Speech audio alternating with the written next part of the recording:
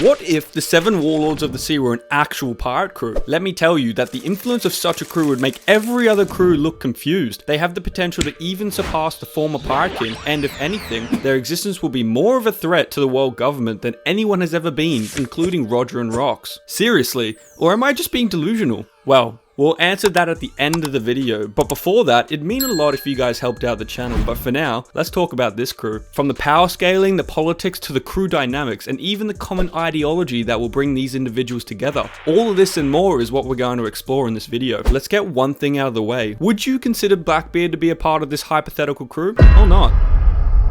If we're going by strength, Mihawk is the suitable pick for captain. He is comparable to the Emperors, and there is enough reason to believe that he is at least as strong as Shanks. And yes, he definitely has Conqueror's Haki. I mean, just look at him and tell me if those aren't the eyes of a conqueror. Yes, it's debatable whether he is captain material or not, but this dude is definitely a conqueror. Which brings us to the next question. What kind of crew can we expect them to be? The Blackbeards are a federation, Beast Pirates are anarchists, Big Mom Pirates are quite literally a family, while Redhead and Straw Hat Pirates are more like a genuine group of friends. Well, we know the Warlords are not a family. We also know they aren't friends, and because they willingly allied themselves to the world government, they are not anarchists either, which means we're talking about a federation. Yeah, the Federation of Warlords sounds about right. Mihawk would still be captain, but others would also be able to keep their crews as extensions of themselves. We're talking about something similar to Blackbeard and his 10 Titanic captains, but arguably more impressive thanks to how diverse and intelligent most of the Warlords are. Doflamingo and Crocodile are competent enough to run underground organizations independently. Imagine what they can accomplish together. Doflamingo actually did ask Crocodile to team up with him during Marineford, and it makes sense, right? These two are easily better at running organizations than emperors like Big Mom and Kaido, and their understanding of politics also dwarfs the clowns running the world government. Doflamingo was already the broker of the underworld, even by himself, and Crocodile was running a secret criminal organization while posing as a hero of a nation. Yeah, I reckon these two can be like vice captains, kind of like Rayleigh, but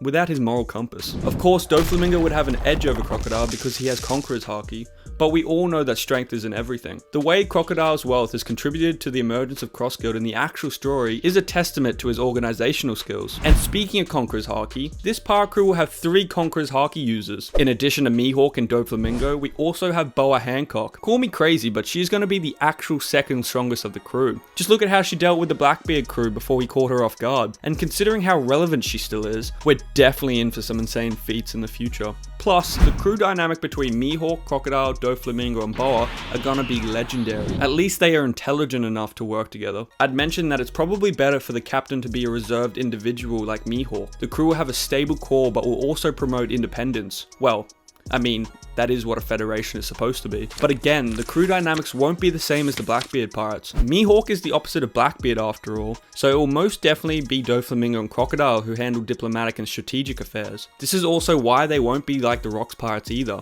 Doflamingo and Crocodile wouldn't just let go of their connections simply to be part of a crew. And of course, Boa Hancock will maintain her status as the pirate empress. Same with Jinbei, he will still be the first son of the sea, and just like Amazon Lily, Fishman Island will be counted as part of the crew's territory. Of course, the same can be said about Moria's Thriller-bark. Now, as far as the OG Warlords are concerned, the only one we haven't talked about yet is Kuma. Considering the latest developments in the manga, it is fair to say that Kuma would not lose to Boa Hancock. They are both second only to Mihawk, plus Kuma's fruit is broken. Alright, so far we've only talked about the OG Warlords. But what if we also added in the post-time skip Warlords? Can Law, Weevil, and of course Buggy find their place in such a crew? And how would the addition of these 3 improve their influence over the One Piece world? First, we have to understand that the Warlords stagnated after allying themselves to the world government. Take Crocodile for example. He was defeated by a version of Luffy who couldn't even use gears. But if you compare his performance to how he did in Marineford, and especially his current bounty, it becomes clear that the moment you get back in the race, you start getting stronger again. But if these guys are a part of a crew that is actively sailing through the Grand Line and beyond, they are definitely going to get progressively stronger. If we parallel the journey of this crew to that of the Straw Hats, then the OG Warlords will be equivalent to Zoro, Nami, Usopp and Sanji. Trafalgar Law is honestly a combination of Robin and Chopper. He is astute like Robin, but he is also prone to anxiety like Chopper. And of course, you can't get any higher when it comes to securing a doctor for your crew. Buggy is Buggy. He is the only one whose existence would pose a threat to Mihawk's dominion over the crew. No, seriously, since it's a federation, it is very possible for Buggy to replace Mihawk as the captain. Heck, if you're a conspiracy theorist like me, you can argue that the Warlords would be just an alliance with Mihawk posing as their head, until Buggy joins, and it is established as an actual proper pirate crew. Besides, a federation can have a puppet head, so there's definitely nothing stopping Buggy from claiming that spot. But what about Weevil? Where should we put him?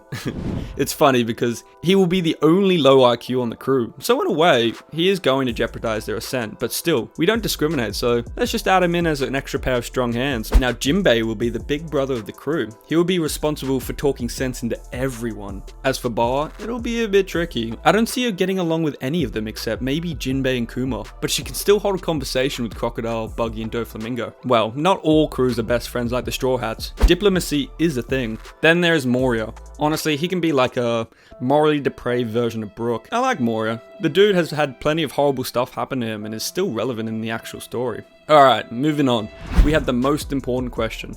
Why would these individuals band together in the first place? There has to be a reason, an ideology, or an end goal. You see, when it comes to the Straw Hats, their dreams are linked together, from All Blue to Map of the Entire World to uncovering true history, and even titles like the World's Strongest Swordsman or the Pirate King. They all come down to the ultimate discovery of the One Piece. But can we spin the same level of passion for our Federation of Warlords?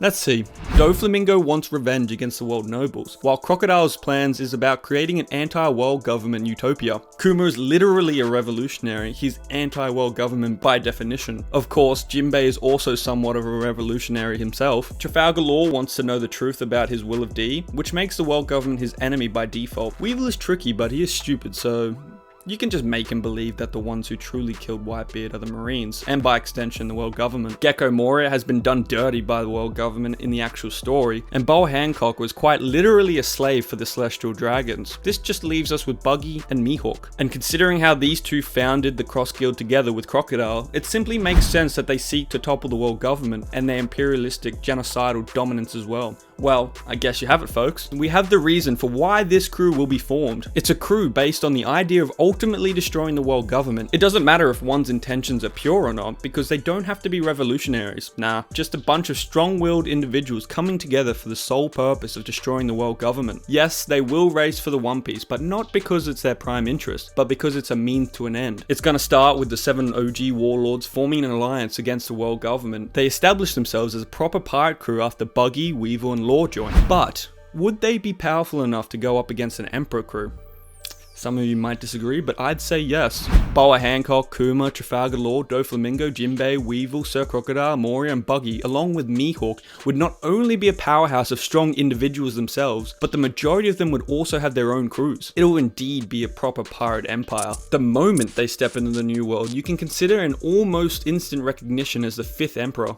After all, Luffy got recognized as the 5th Emperor for much less. And if we're talking about the combined potential of what can happen when these guys come together, they can destroy the world government's influence and dominance on a fundamental level. Just look at what the Cross Guild has done, and they only have 3 of the 10 warlords. But of course, as far as going up against the entire world government goes, they would lose if they were just by themselves. The admirals, the holy knights, the 5 elders, even Imu.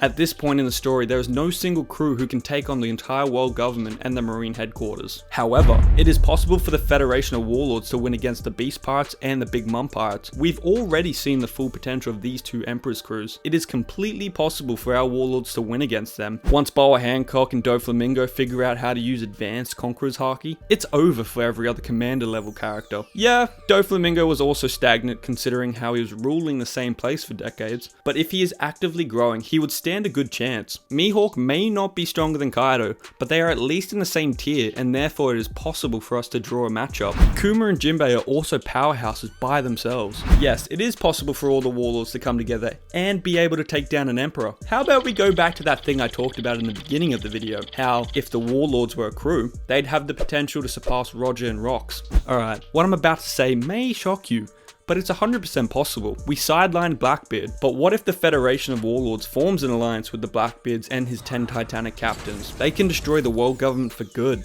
At this point, it will no longer be just a pirate crew or even an empire. They will quite literally become the antithesis of the world government, eventually reaching a point where they become bigger than the world government itself. An alliance between the Big Mum pirates and the Beast pirates was enough for the Marines to start sweating bullets. So what do you think would happen if the Blackbeard pirates and the Federation of Warlords formed an alliance? Not only will it be cross-skilled on steroids, their existence will also be a direct invitation to everyone who wants to join them. Though of course, such an alternate reality will also render the existence of the Revolutionary Army obsolete, but I'd say good riddance. Though what do you guys think? Does it make any sense, or am I just being delusional? Come on, we're gonna continue this what if scenario in the comments section down below.